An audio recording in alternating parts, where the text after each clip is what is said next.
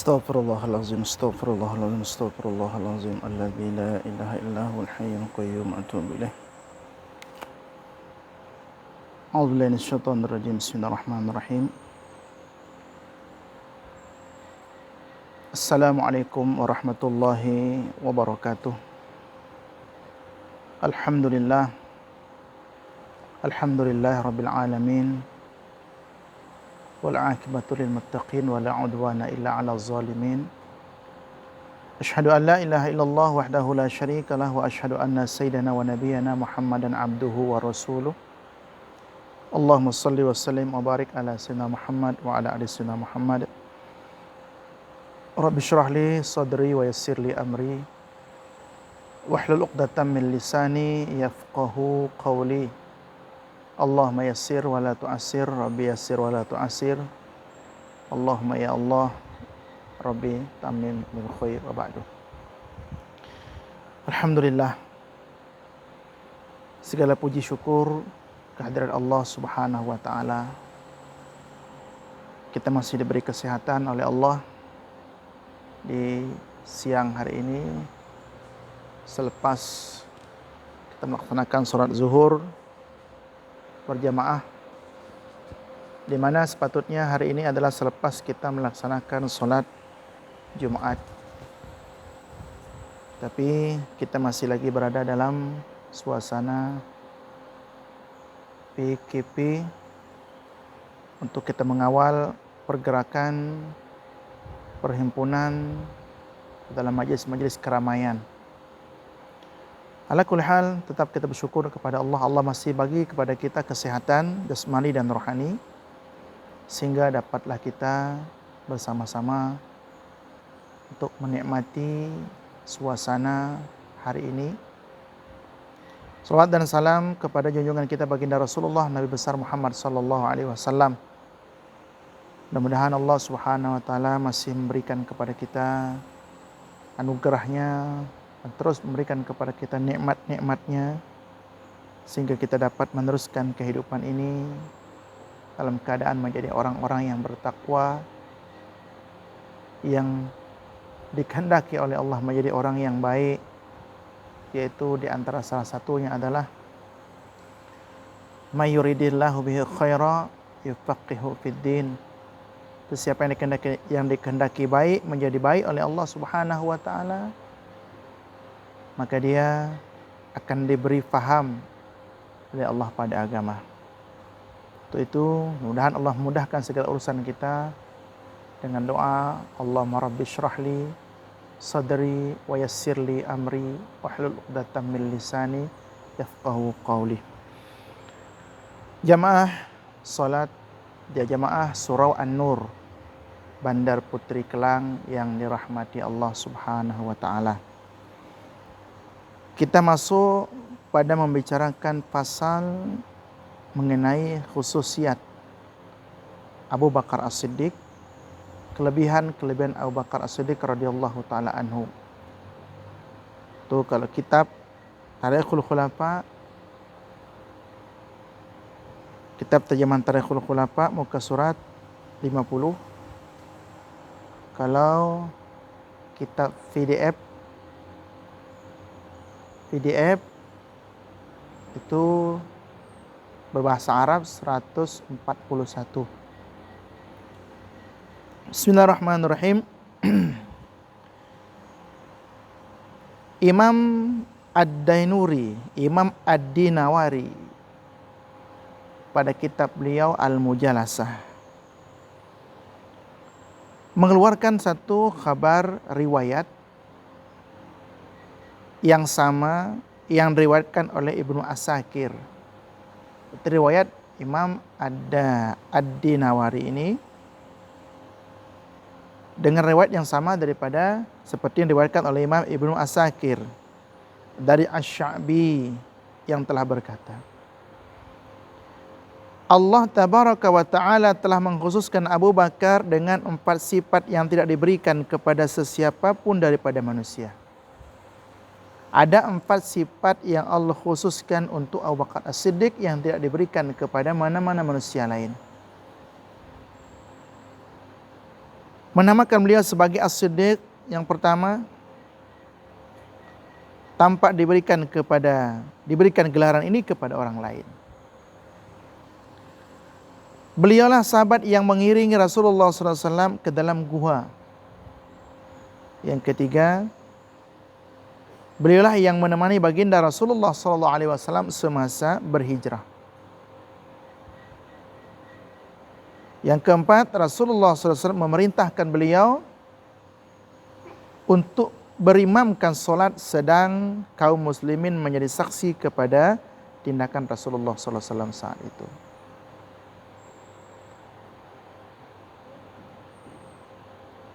Hadirin jemaah surah An-Nur yang dirahmati Allah Subhanahu wa taala. Jadi kekhususan Abu Bakar As-Siddiq ini menampakkan satu kedudukan yang cukup tinggi di kalangan umat selepas Rasulullah SAW dan di kalangan para sahabat. Sehingga Imam Ad-Dinawari mengatakan bahwa kekhususan ini Allah khususkan. Karena tidak ada secara hakikatnya yang diberi gelar dengan As-Siddiq. Kemudian yang mengira Rasulullah menemani baginda Rasulullah ketika berhijrah di dalam gua. Kemudian ketika diminta oleh Rasulullah untuk mengimamkan solat kaum muslimin, sedangkan baginda saat itu masih ada umur, walaupun baginda saat itu dalam keadaan sakit tenat. Tapi tindakan ini disaksikan oleh kaum muslimin akan kedudukan Abu Bakar As-Siddiq sebagai khalifah yang pertama nantinya selepas Rasulullah wafat. Seolah-olah ini adalah satu isyarat. Sehingga saya ulang lagi seperti katakan oleh Sayyidina Ali radhiyallahu taala anhu, kalau dalam urusan dunia, kenapa kami kena tidak ridha? Kenapa kami tak terima? Artinya, tak perlulah kalian nak bertanya, adakah Abu Bakar patut dan layak menjadi khalifah? Kata Sayyidina Ali, bagaimana tidak? Dalam urusan agama, yaitu menjadi imam solat, kami ridha.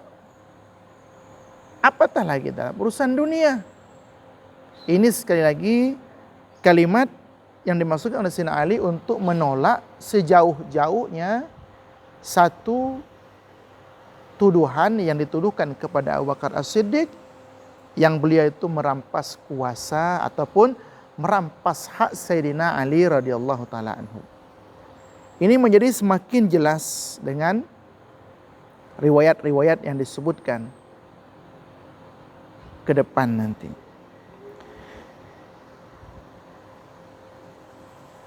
Dan diriwayatkan daripada Imam Abu Dawud dalam kitabnya Al-Masahib. Dalam kitab Al-Masahib daripada Imam Abu Dawud radhiyallahu ta'ala anhu, daripada Sayyidina Ja'far berkata, Kana Abu Bakrin, adalah Abu Bakar yasma'u munajata Jibril.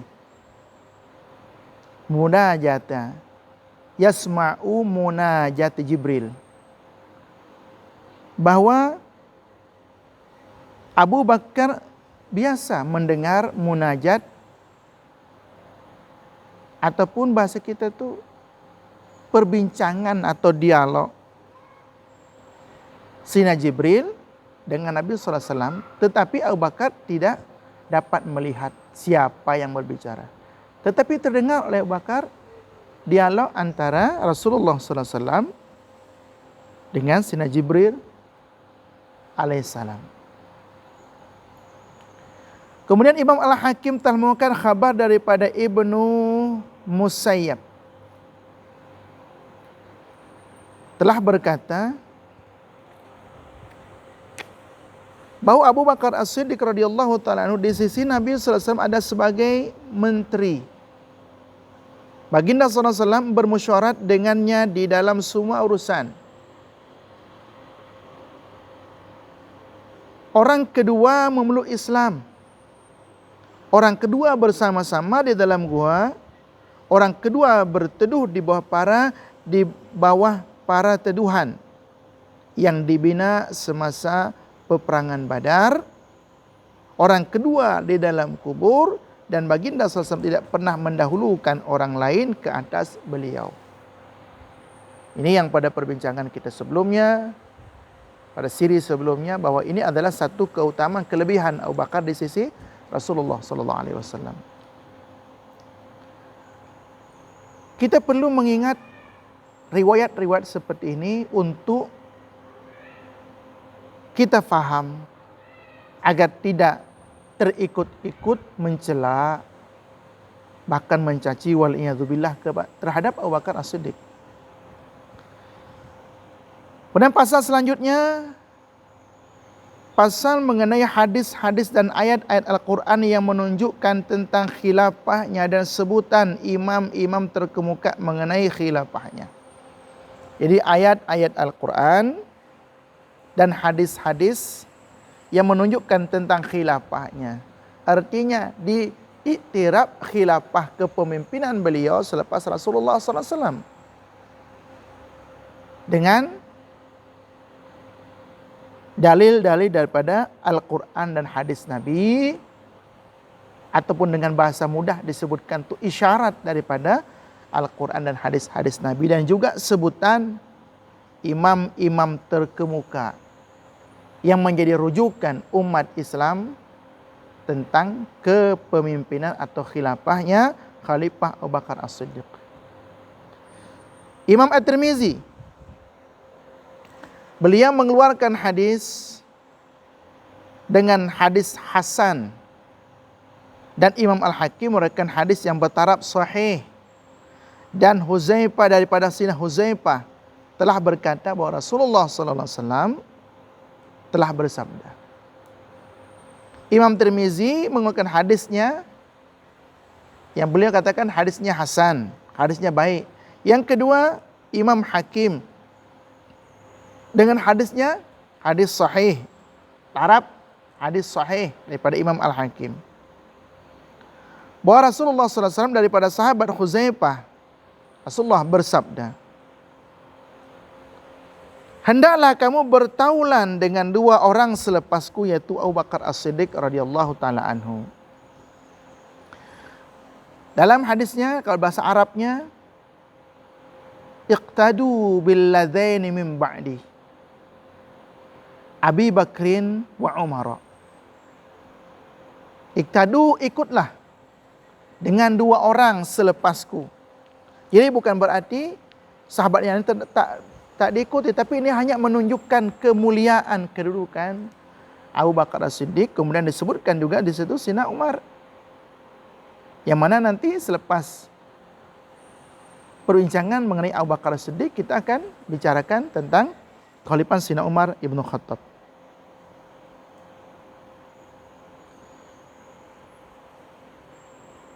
Hendaklah kamu bertaulan dengan dua orang selepasku, yaitu Abu Bakar As-Siddiq radhiyallahu taala anhu dan Sayyidina Umar ibnu Khattab radhiyallahu taala anhu.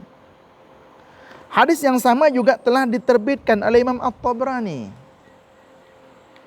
Jadi Imam Tirmizi, Imam Hakim, kemudian ada hadis yang seumpama daripada Imam At-Tabrani melalui periwayatan Abu Darda.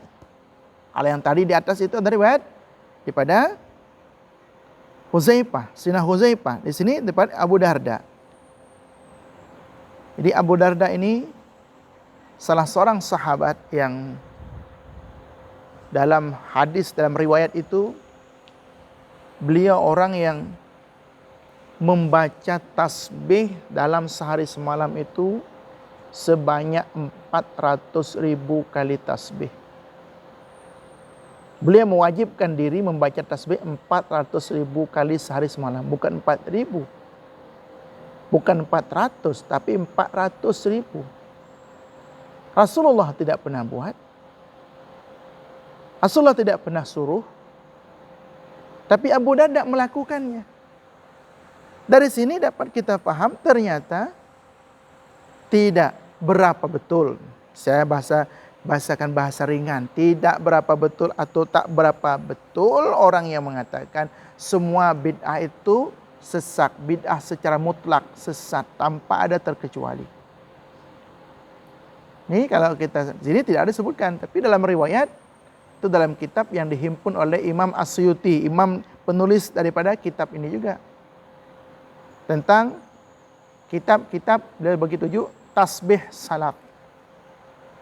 Tasbih dan zikirnya para ulama-ulama salaf termasuk para sahabat. Abu Darda dia berzikir 400.000 kali. Mana? Tak percayalah hadis itu. Sila rujuk sendiri ke dalam kitab Imam Suyuti, tasbih salaf. Dengan hadis yang kuat. Hadis yang sama telah diberikan oleh Imam At-Tabrani melalui jalur periwayatan Abu Darda. Manakala Imam Al-Hakim pula meriwayatkan hadis yang sama daripada periwayatan Ibnu Mas'ud. Berarti Imam Al-Hakim ini mempunyai 2 riwayat. Satu daripada sahabat Sayyidina Huzaifah, yang kedua riwayatnya daripada Ibnu Mas'ud. Berkenaan dengan kedudukan Abu Bakar As-Siddiq. Abul Al-Qasim Al-Baghawi telah menerima hadis dengan sanad yang hasan daripada Ibnu Abdullah bin Umar telah berkata. Jadi Imam Abu Qasim Al-Baghawi, Imam Al-Baghawi terkenal, beliau ada tafsir Al-Baghawi.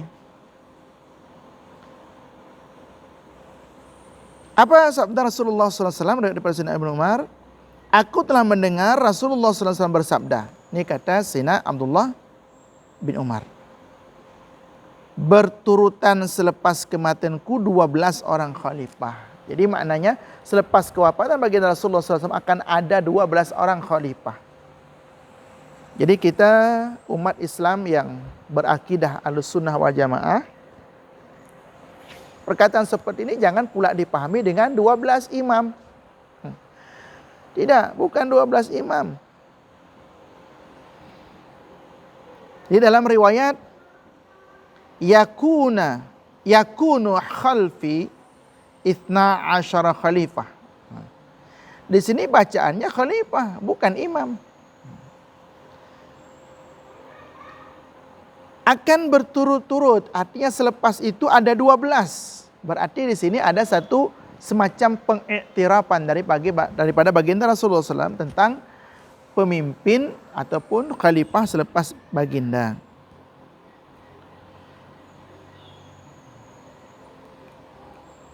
Abu Bakar tidak kekal lama kecuali sekejap. La yalbatu illa qalila. Abu Bakar la yalbatu illa qalila. Sayyidina Abu Bakar ya, dalam 2 tahun setengah ya, dalam 2 tahun setengah menjadi khalifah.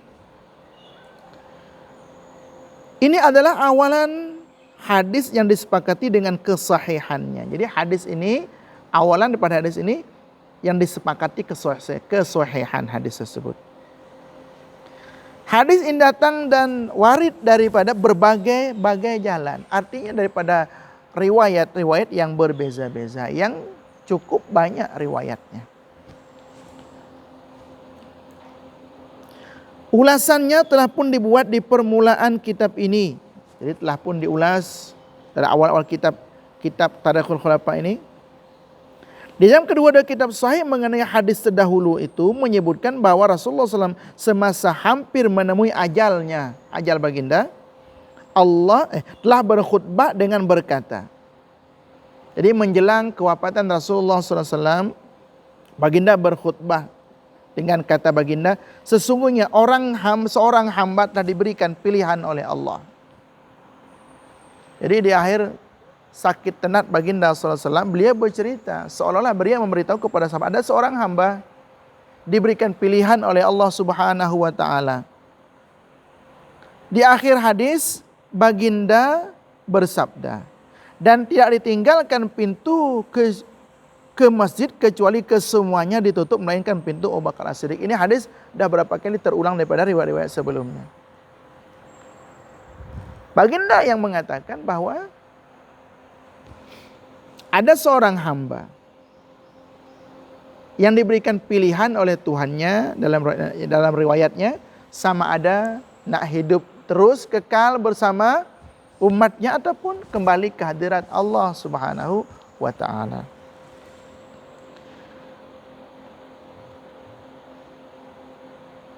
Maka Rasulullah memilih, maka hamba tersebut kata Rasulullah memilih untuk kembali kepada Tuhannya. Semua orang sahabat tak ambil mungkin dalam bahasa kita biasalah Rasulullah berceritakan, maknanya ini satu kisah, ada seorang hamba yang diberikan pilihan nak hidup terus ke nak kembali kepada Allah. Maka kata Rasulullah SAW dalam riwayatnya, maka hamba tersebut memilih untuk kembali kepada Allah, untuk balik kepada Allah Subhanahu wa taala. Jadi para sahabat itu mendengar, tak ada respon, tak ada apa-apa, tapi Abu Bakar menangis. Abu Bakar menangis. Sehingga orang pun rasa pelik. Kenapa Rasulullah cerita pun ada hamba yang diberi pilihan, awak menangis. Karena Abu Bakar itu faham siapa orang yang dimaksud. Yang dimaksudkan itu adalah Rasulullah SAW, sebab selepas itu tak lama Rasulullah wafat.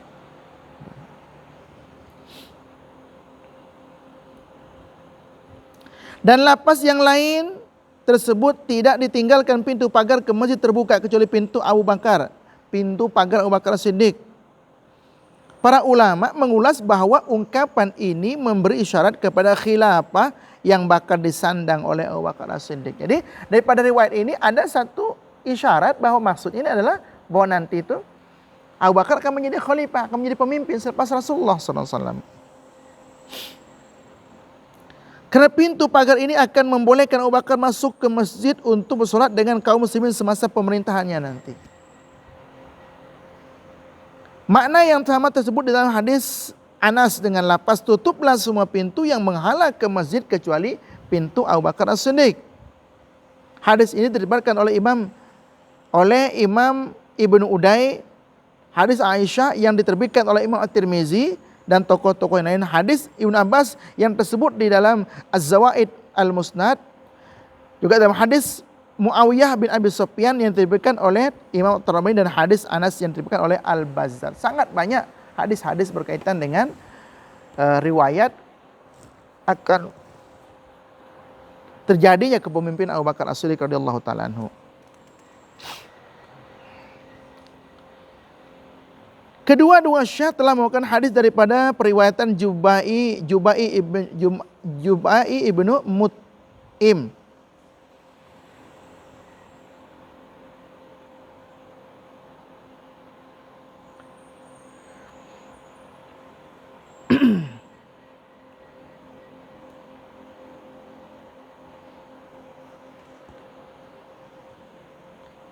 Bukan Jubai maaf, tulis dalam kitab itu Jubai. Dalam kitab bahasa Arabnya Jubair bin Mut'im. Kalau tuan-tuan ada kitabnya dibetulkan, itu bukan Jubai. Jubair, Sina Jubair bin Mut'im radhiyallahu taala anhu qala. Dia berkata,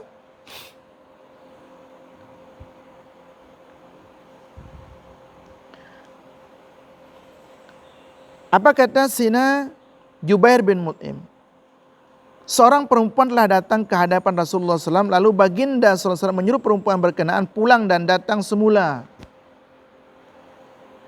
Tanya perempuan itu, bagaimana sekiranya aku datang dan tidak mendapati tuan hamba?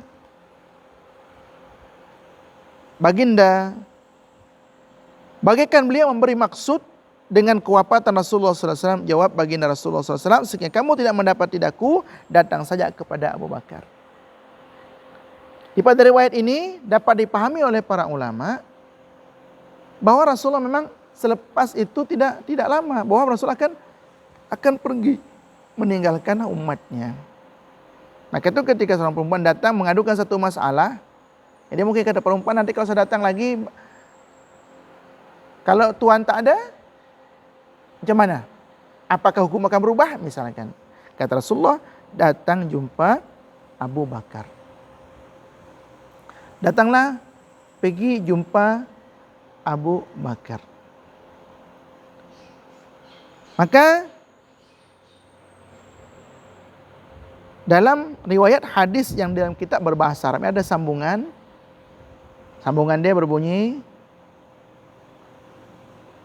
fa innahu al-khalifatu mim ba'di, maka sesungguhnya Bakar itu adalah beliau adalah khalifah selepasku.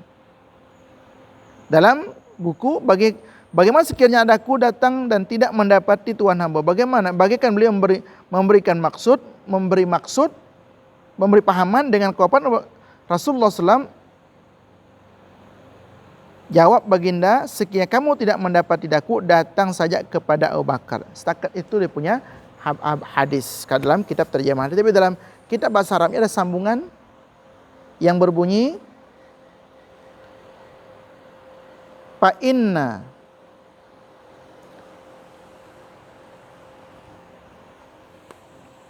mana dia?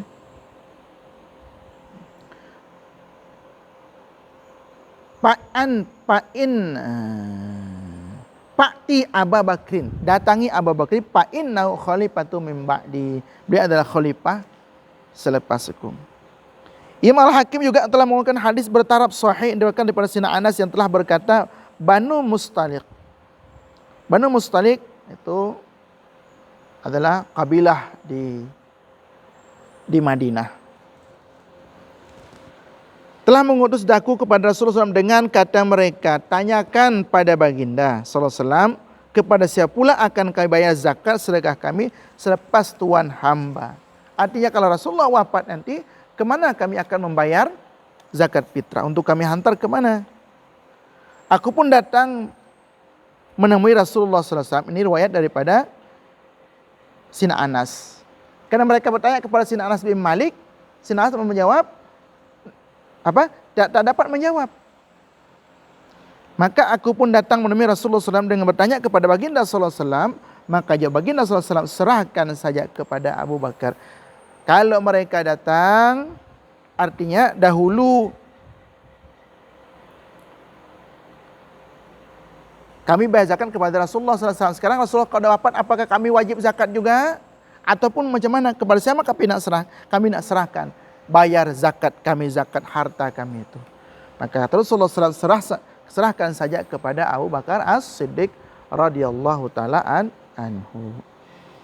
Ibnu Asakir telah menerbitkan hadis daripada Sina Ibnu Abbas dan berkata, seorang perempuan telah datang kepada Rasulullah, cerita yang sama, dan meminta sesuatu daripada baginda. Maaf, bukan cerita yang sama, cerita dalam cerita yang lain. Artinya tadi itu datang untuk nak bertanya, nah kalau nanti kami bayar zakat kepada Rasulullah, kalau Rasulullah tak ada, kemana kami bayar zakat? Nah, dalam ini seorang wanita, seorang perempuan datang kepada Rasulullah dan meminta sesuatu daripada baginda SAW. Maka kata Rasulullah SAW kepadanya, kamu datang lain kali. Kata Rasulullah, untuk sekarang ni saya tak dapat penuhi, nanti datang semula.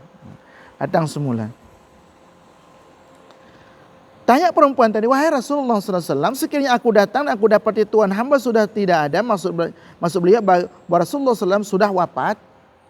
Jawab Rasulullah SAW, sekiranya kamu datang dan tidak mendapati daku, datang sajalah kepada Abu Bakar As-Siddiq, kerana beliau pada saat itu merupakan khalifah selepasku. Berarti wanita ini bukan orang dekat, orang jauh. Datang jumpa dengan Nabi, selepas daripada menunaikan ibadah haji ataupun sebenarnya akan pergi ke jumpa Nabi SAW. Kata baginda, awak baliklah nanti lain awak datang lain kali. Maka wanita tersebut biar jelas, kalau saya datang baginda tak ada macam mana? Itu. Maka kata baginda SAW, kalau kamu tidak mendapati aku, maka serahkan saja, datang saja kepada Abu Bakar, kerana beliau pada saat itu merupakan khalifah selepasku. Itu. Jadi tuan-tuan yang rahmati Allah Subhanahu Wa Taala, sangat-sangat banyak dan tidak akan dapat kita habiskan untuk dalam waktu terdekat berkaitan dengan keutamaan khalifah Abu Bakar As-Siddiq radhiyallahu taala anhu. Jadi mudah-mudahan Allah terima segala amal ibadat kita dan kita dapat laksanakan apa-apa yang sepatutnya untuk kita buat. Sebab kalau kita tidak dapat melakukannya dengan yang terbaik, kita malu akan menjawab di hadapan Rasulullah sallallahu alaihi wasallam. Kita buat yang terbaik. Kalau ternyata yang terbaik itu pun belum sempurna juga, kita serah kepada Allah Subhanahu wa taala. Ila huna iktafaina bihadzal qadar, sampai sini saja kita cukupkan dengan kitab doa Al-Fatihah. A'udzu billahi minasyaitonir rajim. Bismillahirrahmanirrahim. Alhamdulillahirabbil alamin arrahmanirrahim maliki yaumiddin. Iyyaka na'budu wa iyyaka nasta'in. Ihdinas siratal mustaqim, siratal ladzina an'amta 'alaihim ghairil maghdubi 'alaihim waladdallin. Amin. Bismillahirrahmanirrahim. Alhamdulillahirabbil alamin. Allahumma shalli wa sallim wa barik ala sayyidina Muhammad rasulullah Muhammadin wa 'allamtana wa 'allimna wa zidna ilma wa warzuqna wa rahmatika rabbana atina wa qina adzabannar. Sallallahu alaihi wasallam Muhammad. Alhamdulillahirabbil alamin. Taqabbalallahu minkum.